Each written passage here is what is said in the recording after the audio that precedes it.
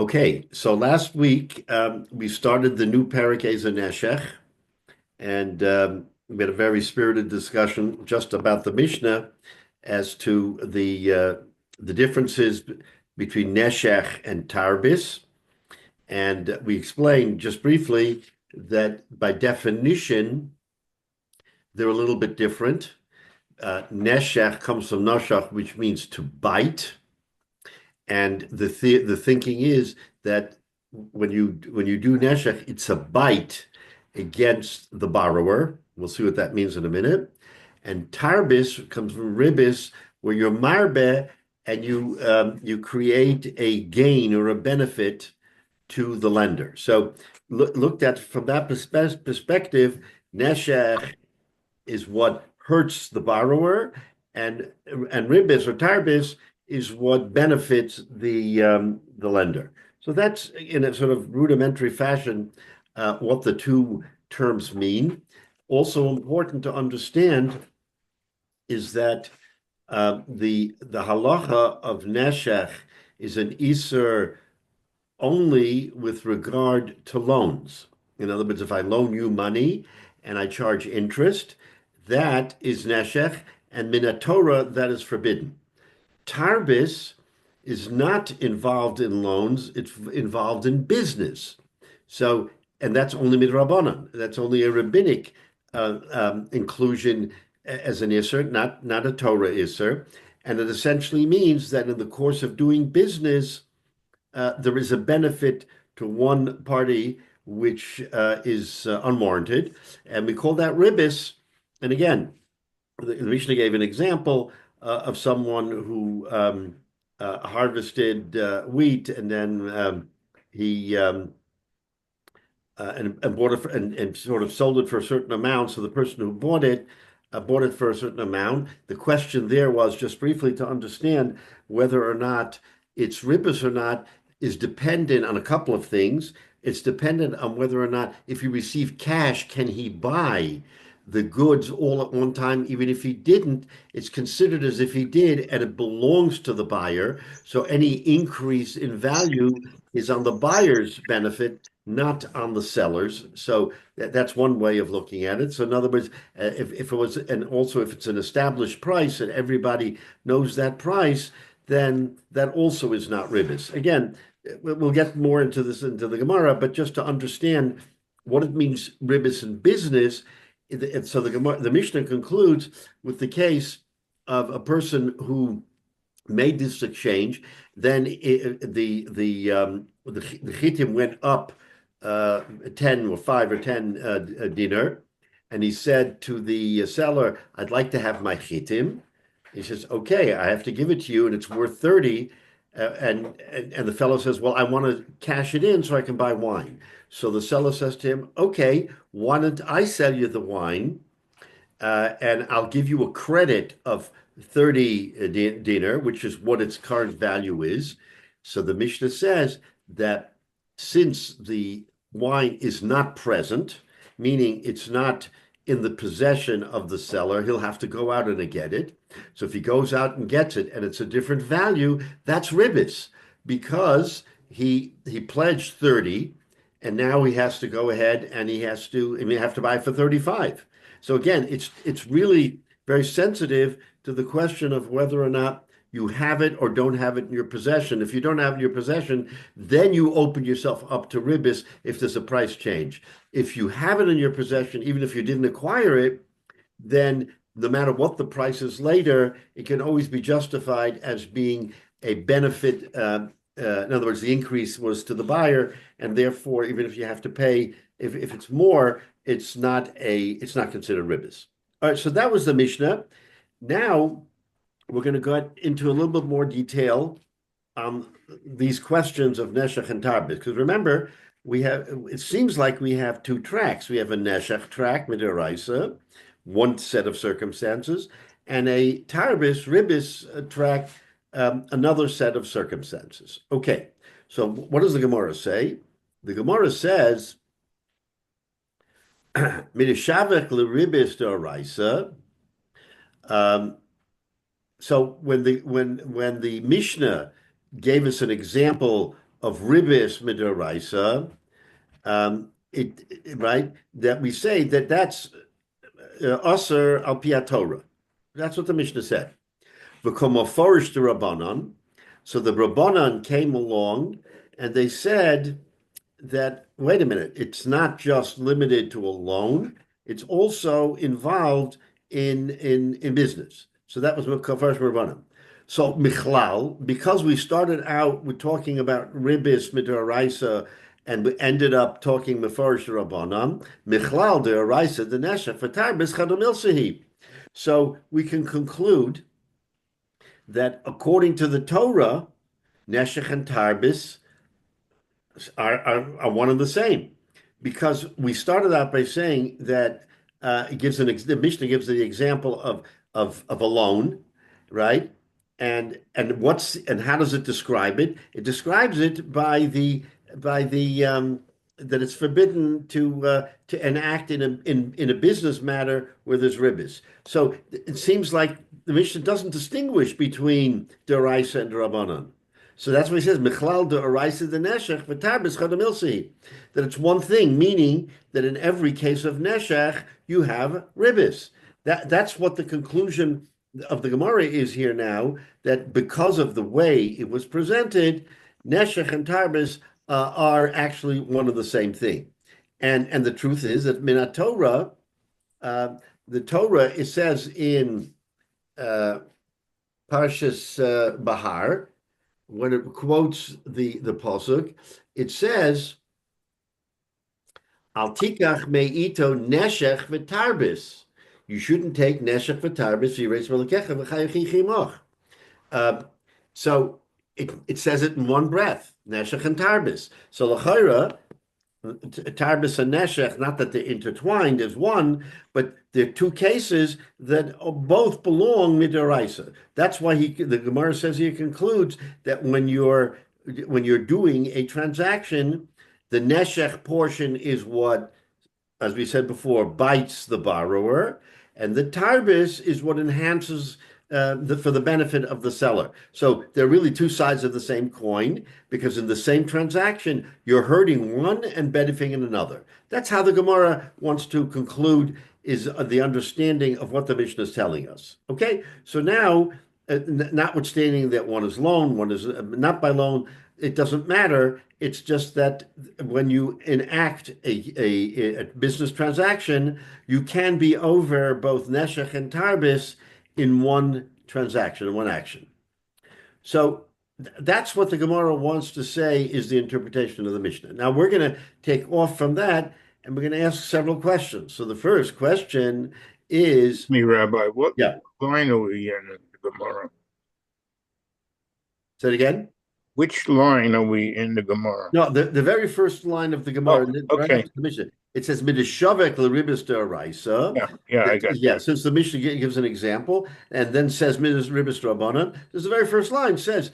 Right. So from this we deduce that ribis and then whenever you have ribis, you have neshech and vice versa, that they're intertwined. And we read from the pasuk says neshech and tarbis as if there's no difference, as if it's like, closely associated. So therefore,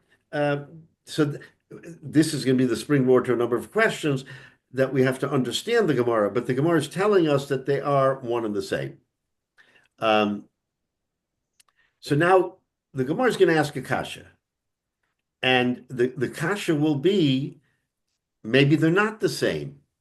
Maybe neshech is neshech and tarbis is tarbis, and you're not over both when you enter into a transaction. Just because you have neshech doesn't mean you have tarbis. That's what the Gemara is going to ask. V'ha'kroi ksiv, right? There's a pasuk in the Torah right after the pasuk that I read to you. There's another pasuk. It says, "Es kaspacha lo sitein lo beneshech."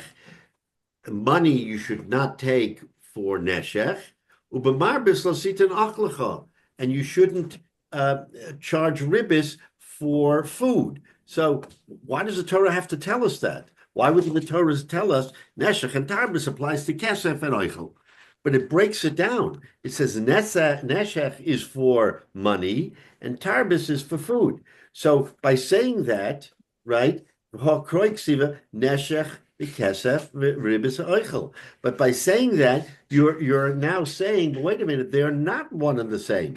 That neshech will apply to a monetary transaction, and ribis will apply to food. When we say food, we mean business. That's the Torah uses the word food to illustrate business, and that's what we said in the very beginning.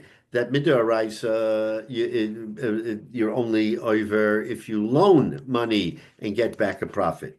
Midrabanan, you can get back a profit in a business transaction, oichel meaning business, and you can still have ribis. So because the Torah says two separate things, then l'chora, it's not correct to say the way we wanted to interpret that every time you have neshech, you have tarbis, and vice versa. It doesn't automatically follow because of the pasuk in the Torah that breaks it up. So that's the Gemara's kasha. Don't jump to conclusion and say neshech and tarbis always fit together in every transaction. We see it's not so. They are separate. Okay. So that's the Gemara's kasha. So now the Gemara wants to go back and say, no, not quite. V'tizbara. So now we want to go back to the theory that they are one and the same. We said they're one and the same. We asked the kasha, why should they be one and the same? And now we're coming back and saying they really are one and the same. V'tizbara. And do you believe the ika neshech tarbis, that there is neshech, meaning you hit the borrower, the biting, that you hit the borrower without tarbis, without the benefit to the lender, v'tarbis below neshech, and that there is ribis can you have ribis without biting the borrower? In other words, how does that work? How do you have that? Neshech below tarbis hechadami. So the Gemara now says, since we're saying, wait a minute, they can't be one and the same, so the Gemara now asks, give me an example of neshech below tarbis. How do you have neshech, which hurts the borrower, but don't have ribis, which benefits the lender? Because basically, what we said at the outset is that they are two sides of the same coin. In one transaction, you hurt one fellow and you benefit the other fellow. That's how ribis works. And the Gemara wanted to say no, and we say that can't be. Because give me an example. Give me an example where you can have one without the other. So now the Gemara wants to give us that example and tell us, yes, you can have neshech without having tarbis. What's the example? So the Gemara says,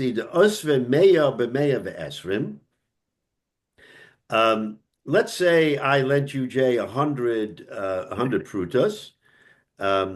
And you have to pay me back 120. Right? That's the agreement. Now, is that not outright ribis? That hurts the borrower, me, and benefits you, the lender. So that should be a classic case, right?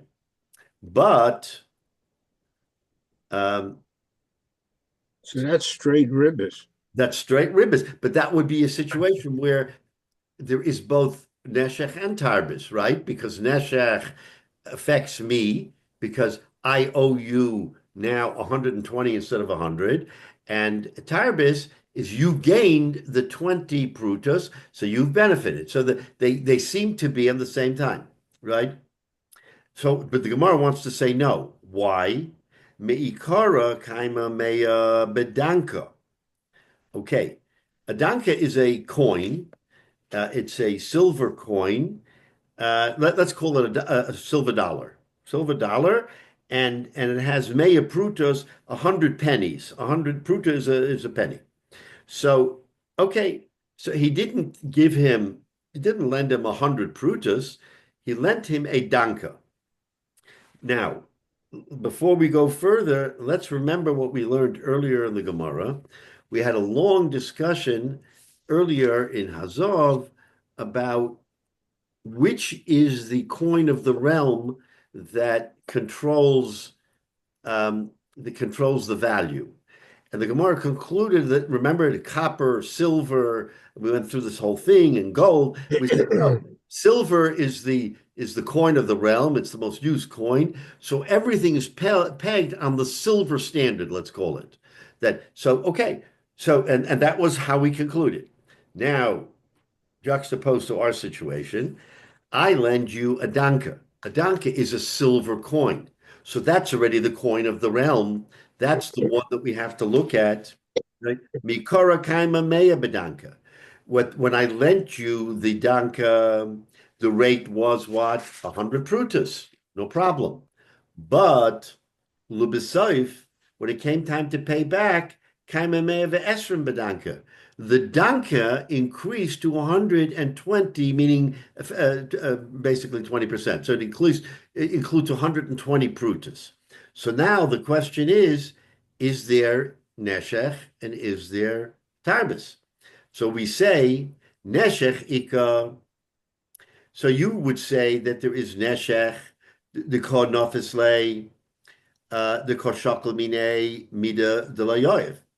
So you're going to say, yeah, there is neshech because you're affecting the borrower because he's paying you back something that he didn't get, right? He got 100, he's paying back 120.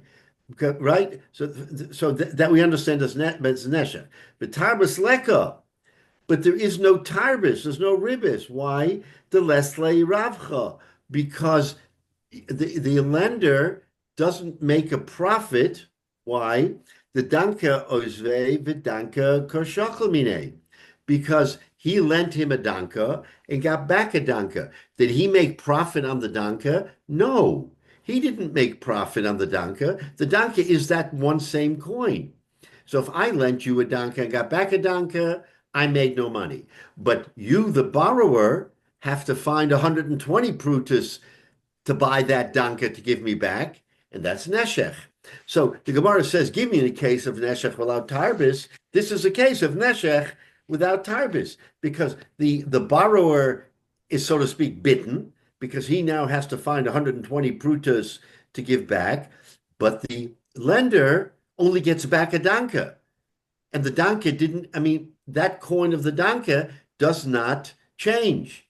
And remember, since it's the silver coin, so here we have to think about it. The silver coin, which is the coin of the realm, didn't change. The copper changed. So if the copper changed, that doesn't benefit the lender because he only goes by the silver standard. So now he has a danka, he lent, and he got back a danka. The borrower, he's the one who's affected. He's been, quote to speak, bitten because in order to pay back a danka, he has to buy that danka for 120 prutas instead of 100 prutas, and that constitutes neshech. So the Gemara is saying this is a case of neshech without tarbis, a case where the borrower gets bitten, but the lender doesn't make a gain. Right? I mean, conceptually, we understand. Go ahead. Yeah. The lender gets back what he lent. That's why there's no gain. Yeah. Right. So this is an example of lender doesn't benefit, but the borrower gets hurt. That means there's neshech, but not tarbis, because ribis means that the lender took a benefit. Lender didn't take a benefit. He lent a danka, got back a danka. Neshech means that the borrower was hurt or bitten. He was, because in order to get back that danka, he cashed it in at 100 prutas, did business. Now comes back. He says, I have to give a danka back to the lender, but now it's costing me 120 prutas for the danka. So I'm bitten. So this is the example the Gemara wants to give of neshech below tarbis. We started that by saying they wanted to say, if somebody lent a lawnmower and then something happened, whatever, he has to get back as a lawnmower. and if it costs him more for the lawnmower, then that's neshech. In other words, the neshech is what affects the borrower. You're setting an example of an item that's being lent, not money. Not money. Again, yeah, because we're saying that tarbis involves not money, but goods. In other words, Right, conceptually, business. right, business. So Yeah, this is business. This yeah. is business. So therefore, in business, okay. So you see that you can have neshech without tarbis because the lender, so to speak, the one who gave the danka, did not have any benefit. He got back his danka. That's all he got back. I mean, this all goes back to like the whole thing we were talking about a couple of weeks ago about eggs. The eggs, Right. the eggs are more expensive now. So you borrowed a dozen eggs 6 months ago, and now you replace it with another dozen eggs now because I need my eggs for Pesach. Give me my eggs already. Oh, here you go, and it costs them 3 times as much as the first one cost. But Yeah. But to the why isn't lender, it's just a dozen eggs. He got his dozen eggs. He doesn't get more. but why in this kind of transaction, the one who borrowed the item, let's say eggs, he's going to use those eggs. He gets some benefit because he borrowed. The Correct. fact that he has to pay more to return the same number of eggs, why shouldn't he? Why wouldn't we accept the fact that he used the eggs as payment for the extra increase that happened to have happen in the marketplace? He got use out of this whole thing. Right, but let's use the eggs example. When you get loaned him, gave it however we want to phrase this, okay? I mean, I understand the phrasing makes a difference. 6 months ago, you gave it to him, and it was a dozen eggs that cost $2. He used them right away when the value of a dozen eggs was $2. He forgot about it. You forgot about it. Now you say, "Hey, I need my eggs back," and so he goes out and buys a dozen eggs and hands them to you. No, because he can't just hand you $2. He has to give you the eggs. Well, he didn't get $4 of benefit because he borrowed the egg 6 months. He used the egg 6 months ago when they were only worth $2. Yeah, but actually, the new eggs are worth more to the That's lender. if the lender turns wants to turn around and sell the eggs. But if the but what if he actually wants to use the eggs? That's the same thing here. So Which he is didn't So we, benefit. He didn't benefit from what he bargained. He gave a dozen, got back a dozen. So you can't say there's tarbis. he did Tarbis benefit, means that the Rabbi. lender No, benefited. but he did benefit because if his eggs broke, he has to go and pay more. The lender would have to pay more to replace the eggs that were just returned to him, but they dropped. Oh, okay, we understand that, but we're not going beyond the actual transaction. The transaction was I lent you eggs, you gave me back eggs. If something happens to the eggs and I have to pay more, that's on me. That's not really a ribis in any fashion. but it is Nesha. The question is it ribis because I got eggs that are now worth $6, but all I got back was my eggs, and I'm going to use the same eggs I would have used 6 weeks or 6 months Right. ago. The omelet's going to look exactly the That will be same. the same. So Menashe's point is that there was no enhancement to the lender because Right. he lent and got back the same item. There's a big difference to the borrower because the borrower paid $2, and now if he wants to replace those eggs, it costs him six. So that's neshech. That's the classic case of neshech in business. So the Gemara's point is we see a case where neshech can occur. And tarbis, we thought there. Remember, the Gemara No started out by rivers. saying the very first line I said was neshech and tarbis are the same thing. Wait a minute, they're not the same thing. Neshech can happen and tarbis doesn't happen. So you can't say every time there's neshech, there's tarbis. That's how the Gemara wants to count it. But they're actually rejecting the notion that when the eggs came back, he got eggs back, but those eggs are worth more to the lender than what they were when he before he lent it. Well, but they're not worth more They're if he worth more if he's in the wants to sell business them of or do selling something with them. eggs. Right. Or They're if they not break. worth more if he's a chef. So we're ignoring the fact that something can happen to the in the business deal. Yes. Something can happen to the object. It gets returned. The eggs aren't broken, but now they're worth more money. But we reject that increase in money, since he doesn't intend to sell them. He never intended to sell them in the beginning. Then there's no theoretical ribis there. There's no ribis. Right. But And It's there is Nesha. theoretical. Right. yeah, but Because if remember, he does go ahead and sell them, then what's the answer then? no, Then no, they but Jay, the four corners of the deal end when he gets the eggs back. That the deal is over. What you do with it now opens up a different question, but it doesn't affect the fact that the eggs were Return. eggs in the right. So you can ask, oh, what happens if he wants to sell them, and if he sells them, he'll make a profit, he'll make a gain. But that gain isn't on the borrower. The borrower gave him back eggs. Yeah, but That's the he thing is got that what he. That's like the Danke. The and if silver Danke is the silver Danke. Okay, it's worth more Prutus now, but that's not a gain to the lender because he deals in Dankes. His business world is in Dankes, so and now we're he has a Danke, so we're now looking for secondary effects. not What secondary. happened? Excellent. Right. We have to deal just with the primary case. Primary eggs go out and eggs come back. That's correct. So based on this, we see that what? That neshech occurs without tarbis. You can have the borrower is bitten Right. Can and we have the an and the example? and the lender has no profit. So okay. So all right. So now says the Gemara, wait a minute. Okay, we're going back and forth here. No, no, no. That's not the right way to look at it. Says the Gemara, you can't make a chilek. Soif at the bottom line, at the end of the day. How do we look at this deal? Let's not sort of mix things up here. Bosami kara ozla. In other words, we want to see whether there's neshech hatarbis. If you go by the standard of the beginning of the transaction, right? Hare neshech v'hare tarbis. Then you have both neshech and tarbis. Why? Because the borrower had to pay more, had to buy and pay more, right?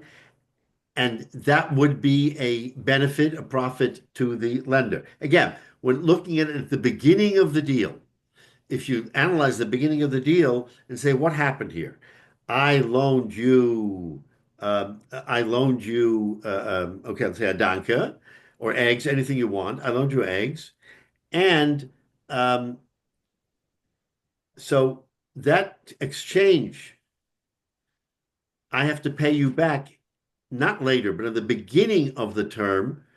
Then straight out, there is neshech and tarbis, because it costs more for the borrower to replace what he got, and there's a gain of 20 prutas in the donkey case, 20 prutas to the lender. Strictly speaking, then you can't separate them out.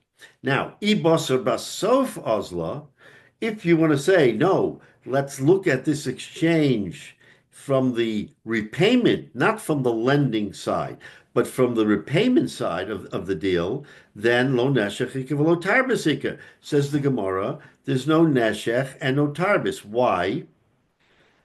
Because at the end of the day, the borrower is repaying what he borrowed, a danka, and the lender doesn't profit from the danka. So the Gemara is asking, looking at it very interestingly. You're looking at and saying there is neshech because at the beginning of the deal, the borrower borrowed one thing and now he has to repay more, so there's neshech.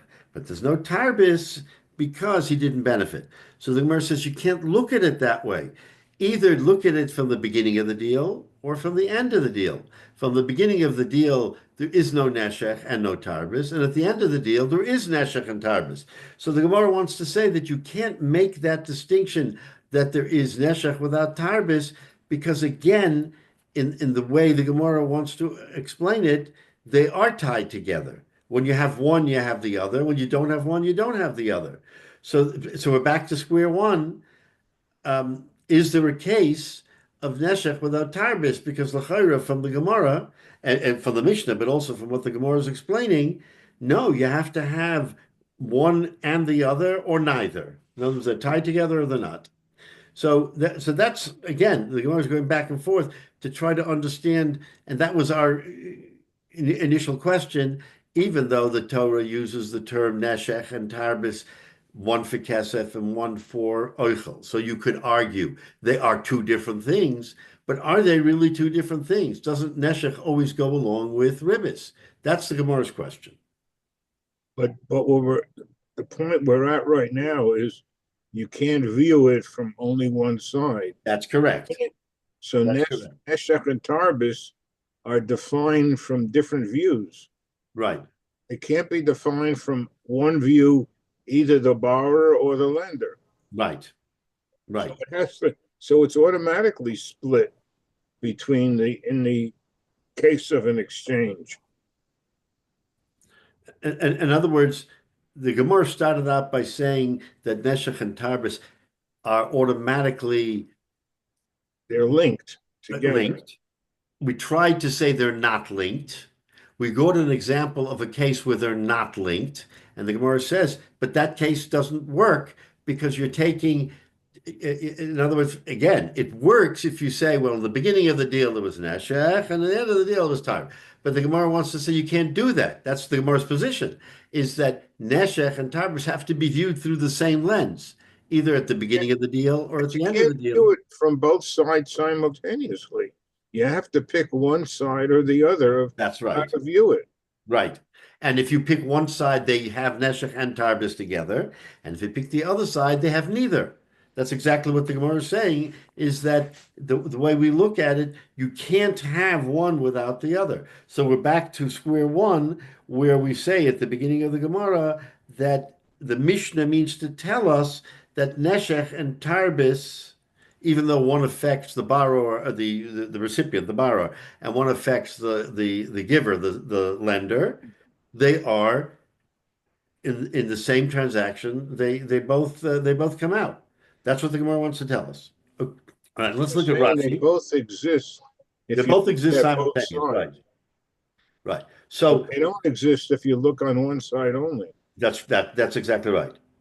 So therefore, it's a strange way to divide up. I know, but that's how the Gemara wants to say. You have to understand it. So therefore, mid'oraisa under Torah law, that there is no situation where you have only neshech without tarbis or vice versa. They have to be together in the Torah.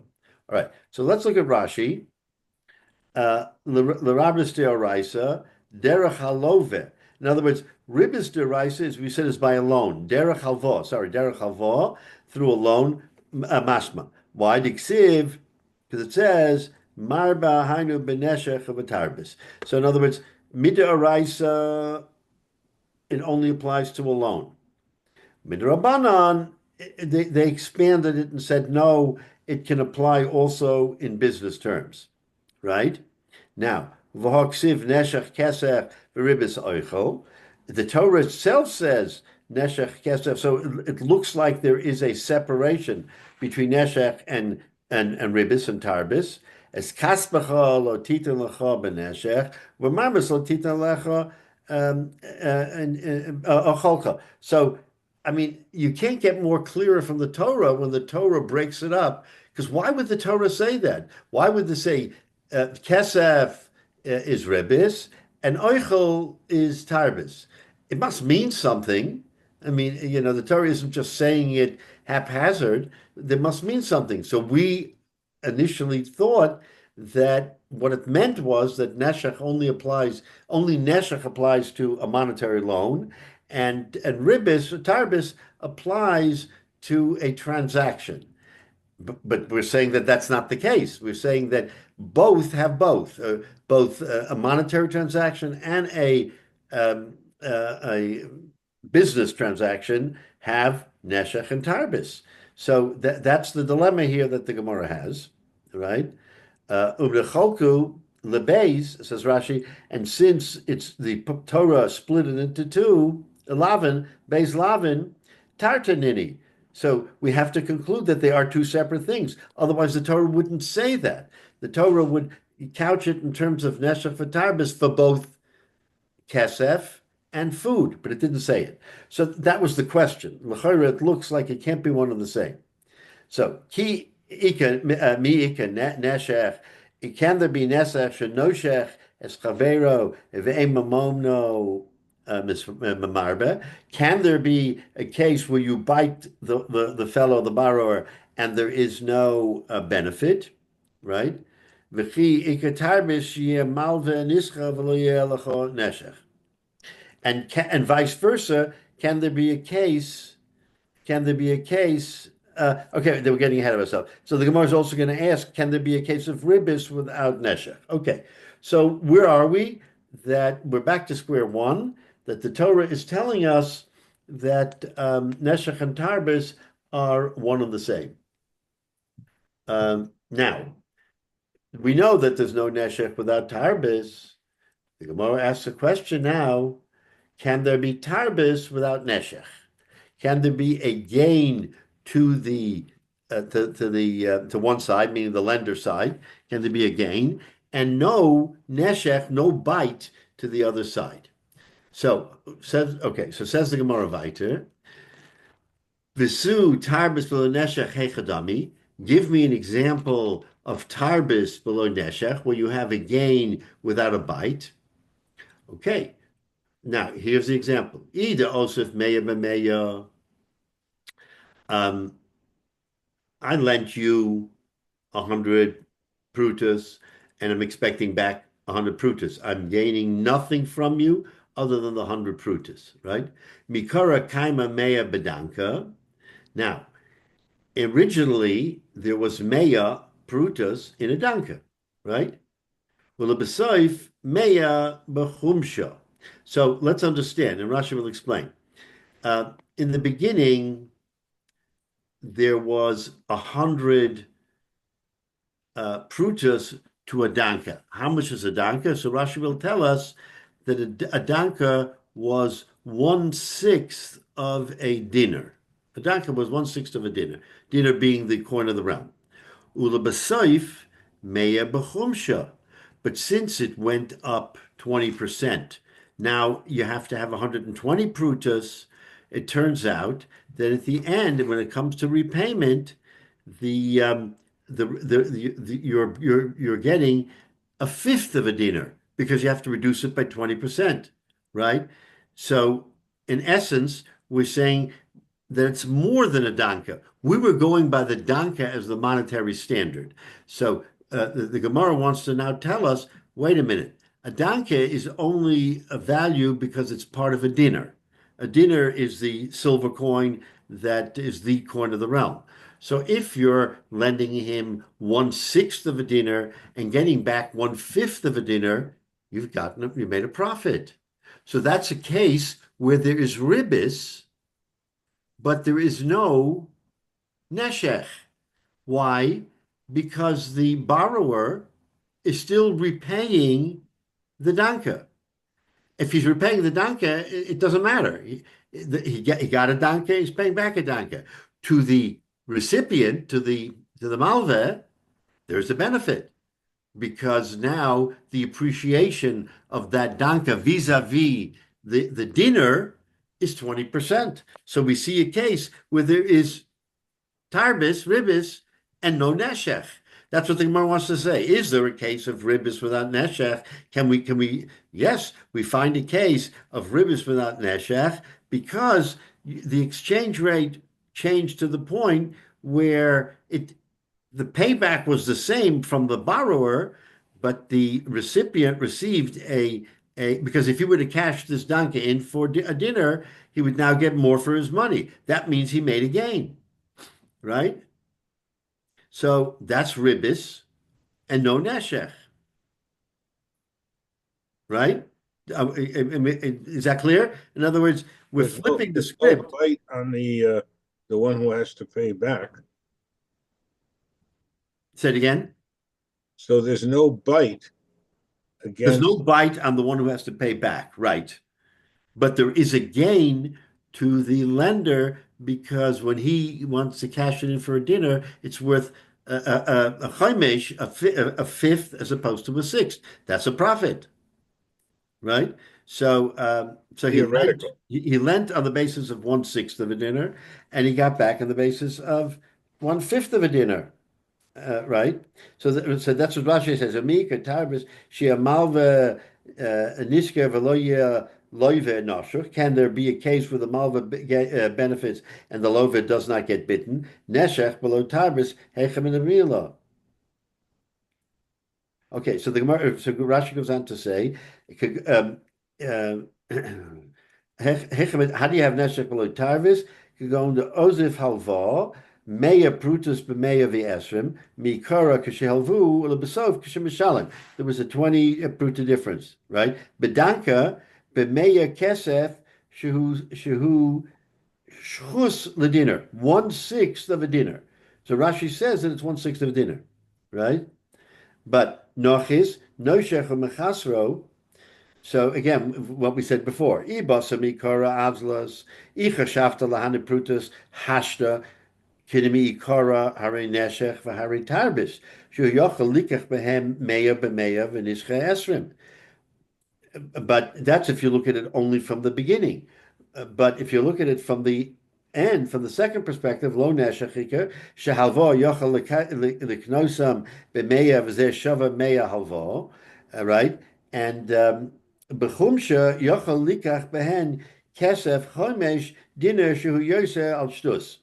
So, Rashi is explaining to us that in the case of in the first case where there is not neshech or karbis is because you look at each part of the transaction independently, and so either there's neshech and tarbis at the beginning, like we said, or there's no neshech and tarbis at the end.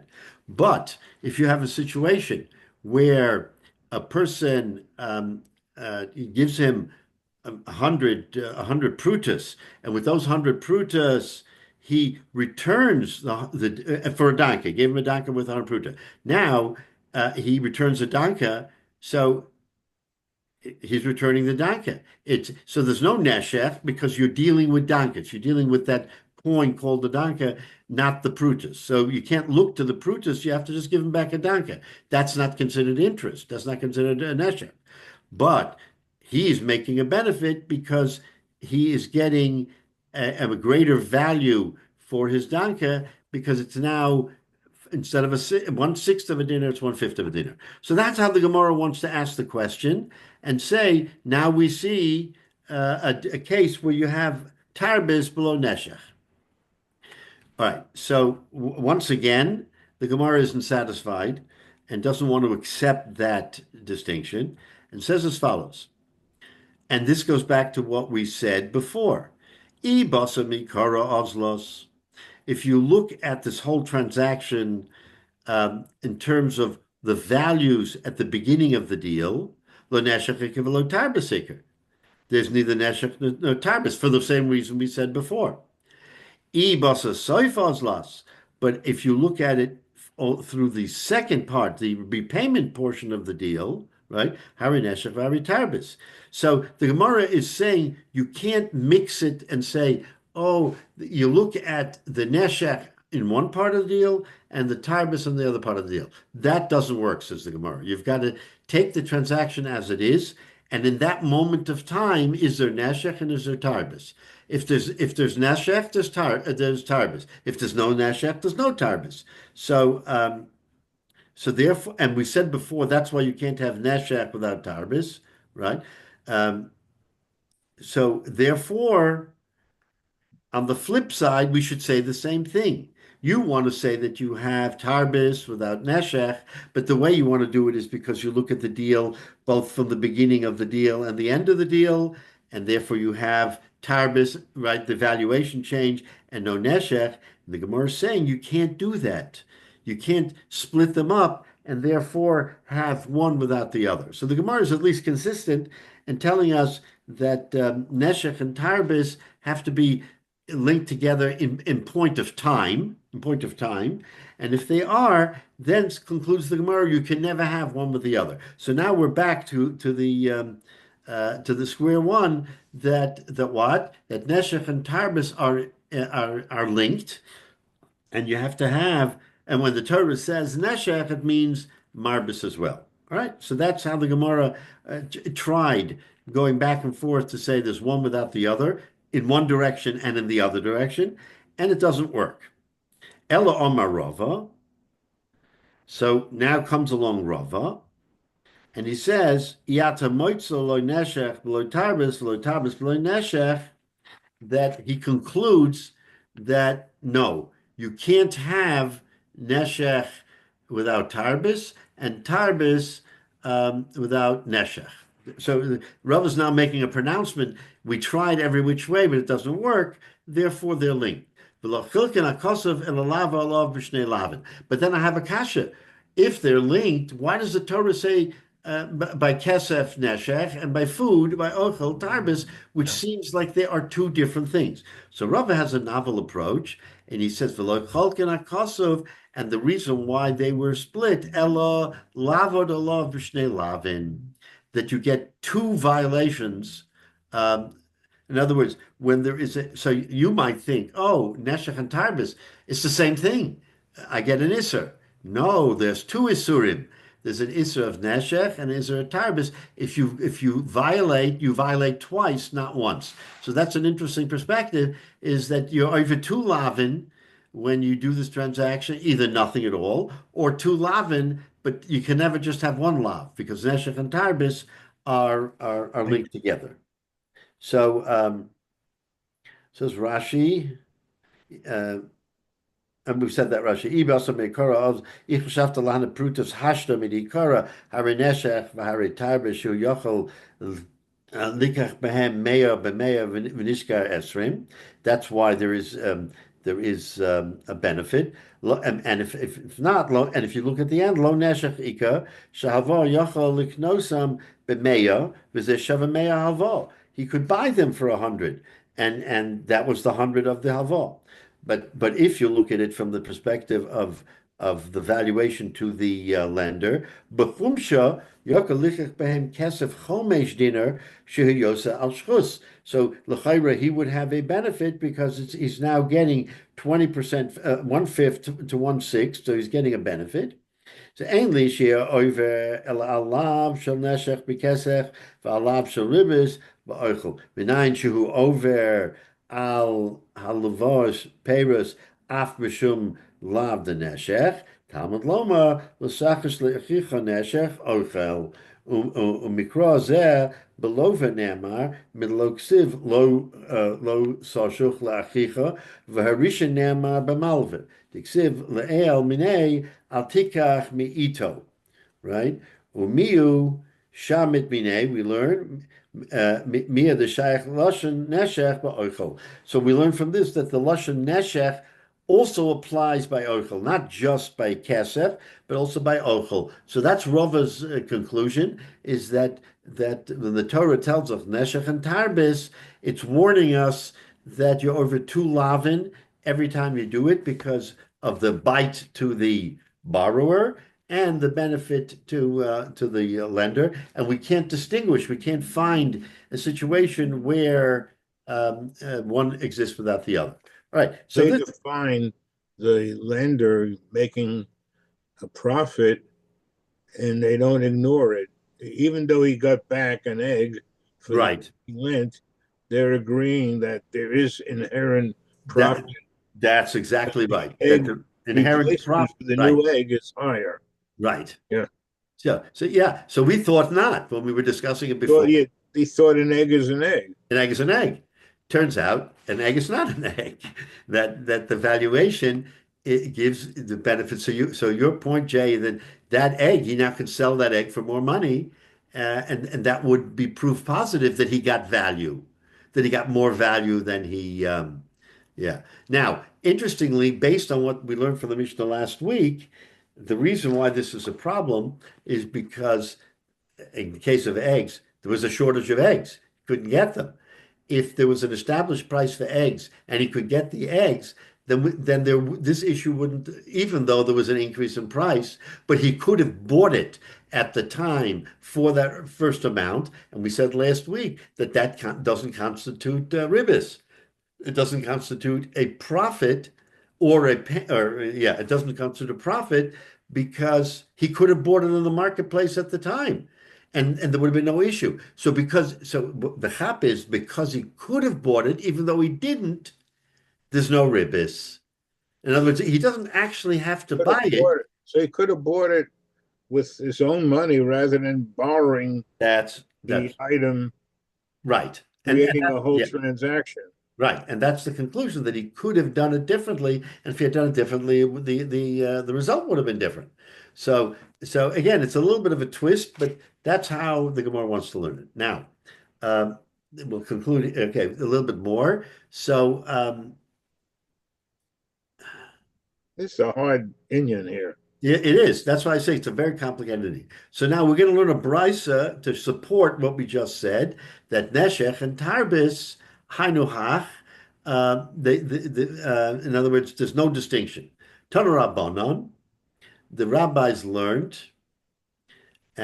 Okay, what does the Torah say? Es kaspacha lo titan lo beneshech. We read that pasuk, that your money you should not give neshech. Ubamarbis lo titan ochlacha, and and uh, um, and you shouldn't get ribis from for ochlacha, meaning from a transaction. Okay, that's how the pasuk is. Ainly ela neshech bekesef ribis ba'ochel. Um, so says the Brisa, we learned that what? That Neshech applies to only to Midaraisa lending money, right? Which is what we said. Neshech and Ribis applies only to lending food, meaning business transaction. That's the way we started. Neshech ba'ochel minayin. How do I know that Neshech applies to food? Talmud Loimer, the Torah says, Neshech ochel. We have a different pasuk. All right, we have another pasuk. This is a pasuk, I think, in Devarim, where the Torah says, "Neshech ochel." Yeah, "Neshech ochel, neshech kol davar asher yishach." It says, "Lo sishcha le'achicha neshech kesef." You should not